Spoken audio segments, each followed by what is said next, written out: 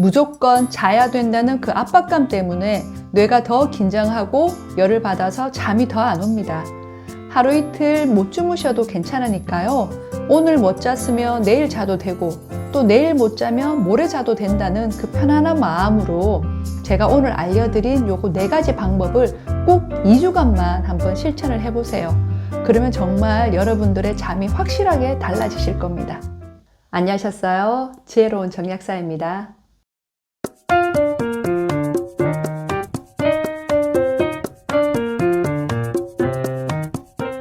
그날의 피로는 그날에 푼다.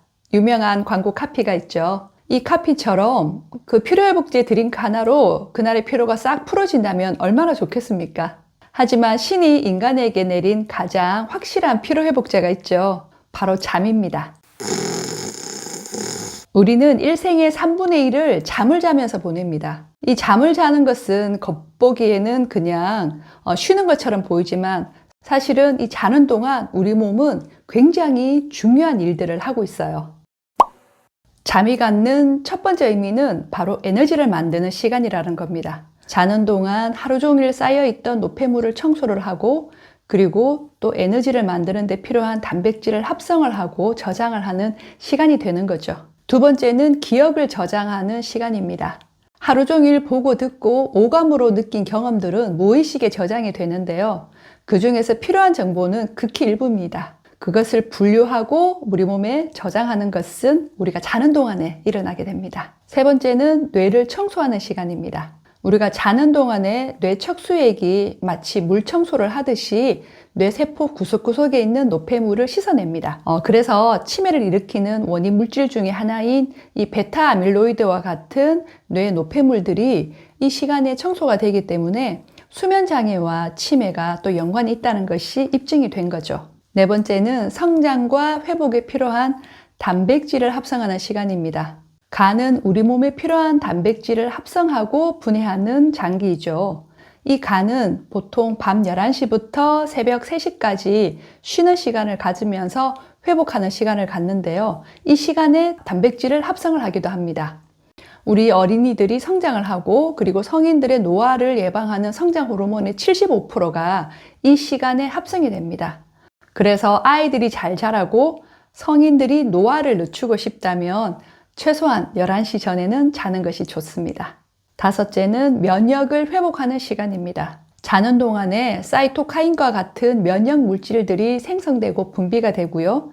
그리고 이 면역 물질들을 조절하는 멜라토닌도 이 밤 시간에 분비가 되죠. 그래서 잠이 부족하게 되면 면역력은 떨어지고요. 감기나 독감이나 코로나와 같은 이런 바이러스 질환에 걸리기가 쉽게 됩니다. 우리 몸은 자율신경의 균형 아래 건강을 유지하고 살아갑니다. 생존과 투쟁을 담당하는 교감신경과 안정과 평화, 휴식을 담당하는 부교감신경이 적절하게 균형을 맞추고 있는데요. 아침에는 나를 각성시켜서 활동하고 에너지를 내기 위해 교감신경이 활성화가 되고요. 그리고 오후 4시가 되면 교감신경은 서서히 저하가 되고 반대로 부교감신경이 이렇게 활성화가 되면서 좀 더 편안한 휴식 모드로 내 몸을 바꾸게 되어 있습니다. 그런데 현실은 그렇지가 못하죠. 에너지 드링크나 커피를 마시면서 교감신경을 항진시켜 가면서 늦은 밤까지 일을 하게 되고 학생들은 잠들기 직전까지 각성을 시킵니다. 이렇게 생체 사이클과 내 삶의 사이클이 맞춰지지 않는 시간이 오래 계속 지속이 되면 밤에도 끊임없이 교감신경이 항진되면서 수면의 리듬이 깨어져서 수면장애가 오게 되는 거죠. 이럴 때 무작정 약을 드시는 것보다 잠을 잘 잘 수 있게끔 환경을 만들어 주는 것이 더 중요합니다. 지금부터 제가 드리는 말씀을 듣고 이거 내가 다 아는 건데 하시는 분들 분명히 계실 거예요. 하지만 알고만 있으면 뭐합니까? 실천을 해서 내 것으로 만들어야죠. 지금부터 제가 알려드리는 요 4가지 방법을 딱 2주만 실천을 해보세요. 그러면 분명히 2주 후에는 수면의 질이 달라지실 겁니다. 첫 번째, 수면 리듬을 세팅하자. 숙면을 위해서 가장 중요한 것은 바로 일정한 시간에 자고 일정한 시간에 일어나는 겁니다. 우리 몸은 신체 리듬을 조절하는 생체 시계가 있죠. 매일 일정한 시간에 일어나고 일정한 시간에 자는 습관을 들이면 여기에 맞게 내 생체 시계가 조절이 되면서 수면의 리듬을 일정하게 세팅하게 됩니다. 전기가 없던 옛날에는 해가 지면 세상이 어두워지기 때문에 일찍 자는 게 당연했지만요. 요즘은 어떤가요? 밤 늦은 시간까지 환하게 불을 밝히고 있잖아요. 이런 인공 조명에 의해서 내 생체 리듬이 변화를 한다고 합니다. 그래서 내 생활 패턴에 맞게 멜라토닌 분비량도 조절이 되거든요. 그래서 본인의 생활 패턴에 맞는 기상 시간과 취침 시간, 그리고 총 수면 시간을 정해서 그에 맞는 수면 리듬을 일정하게 찾아가시는 것이 좋습니다. 특히 밤에 잠을 잘 못 잤어도 아침에 일정한 시간에 일어나는 것이 중요해요. 기상 시간이 정해지면 잠드는 시간도 자연스럽게 조절이 됩니다. 두 번째, 내 몸이 밤이라고 인식하게 만들자. 잠하면 떠오르는 호르몬이 멜라토닌이죠. 이 멜라토닌의 최대의 적은 바로 빛입니다. 우리 뇌는 눈을 통해 들어오는 빛의 양에 따라서 멜라토닌의 작용을 조절합니다.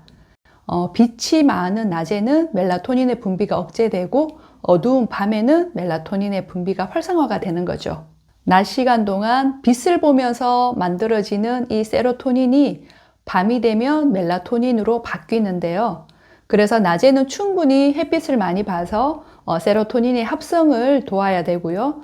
밤이 되면 반대로 햇빛을 차단해서 멜라토닌 활성이 잘 되게 해줘야 됩니다. 그런데 밤에 환한 조명 아래 있거나 컴퓨터 모니터나 스마트폰을 보고 있으면 이 뇌는 낮이라고 착각을 하게 되어서 멜라토닌 분비를 억제를 시킵니다.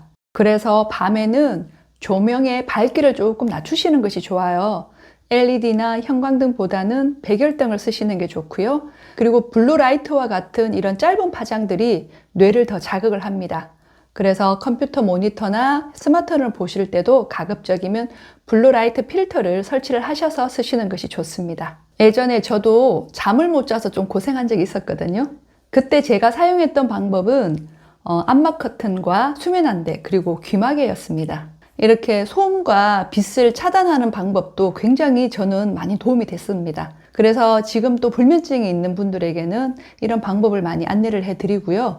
특히 교대 근무를 하시는 분들은 밤낮이 뒤바뀌어 있기 때문에 낮 동안에 이런 빛이나 소리로부터 조금 차단을 해주면 잠을 자는데 훨씬 더 도움이 되실 거예요.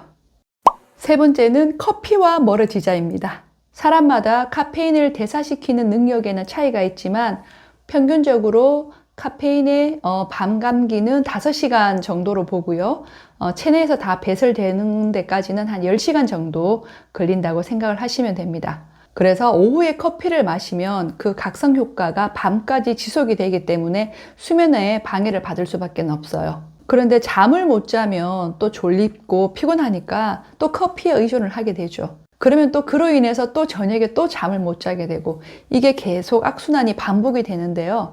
그래서 커피를 정 못 끊겠다 하시는 분들은 가급적 오전에 그것도 조금 적은 양으로 커피 양을 점점 줄여 가시는 것이 좋습니다. 그리고 카페인은 미네랄의 흡수를 방해하는데요. 신경을 편안하게 하고 수면에도 도움이 되는 항스트레스 미네랄로 알려져 있는 이런 마그네슘의 흡수가 카페인에 의해서 차단되기 때문에 이 또한 수면의 질을 떨어뜨리게 됩니다. 네 번째는 잠자기 전 머리 열을 내리자. 우리 뇌의 온도는 체온보다 2도 정도가 더 높다고 해요. 건강한 남녀의 일반적인 뇌의 온도는 평균 38.5도 정도가 되고요. 여자분들 같은 경우 낮 시간에는 40도까지도 올라간다고 합니다. 낮 동안에는 활발한 뇌의 활동으로 인해서 열이 올라가는 걸로 추측이 되는데요. 밤이 되면 낮보다 0.9도 정도 열이 더 내려가면서 쉴 준비를 한다고 합니다. 우리 뇌 속에서 온도를 조절하는 것이 시상하부인데요. 보통 잠자기 2시간 전부터 피부나 이런 팔다리 쪽에 말초로 혈관을 확장시켜서 혈류를 보내면서 열을 방출시켜서 이 체온과 뇌의 온도를 떨어뜨려서 몸이 쉴 수 있게 그리고 편안하게 잠들 수 있게 만들어 준다고 합니다. 그런데 이 뇌를 쉬지 않고 열받게 하는 것이 있습니다. 바로 스마트폰이죠.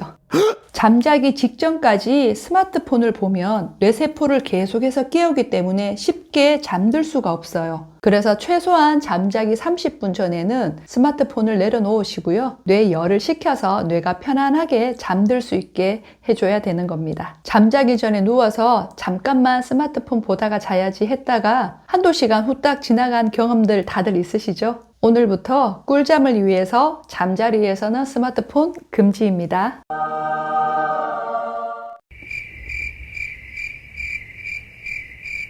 불면증이 오랜 시간 고착화된 분들은 이렇게 수면 습관을 바꾸는 것만으로는 수면의 질이 좋아지진 않아요. 그래서 이런 분들에게는 수면에 도움되는 영양요법도 같이 필요한데요. 이건 제가 다음 시간에 준비해서 다시 올려드리도록 하겠습니다. 지혜로운 정약사, 여러분들 건강에 도움되는 정보를 갖고 다시 또 찾아뵙도록 할게요. 봐주셔서 너무너무 감사드리고 고맙습니다.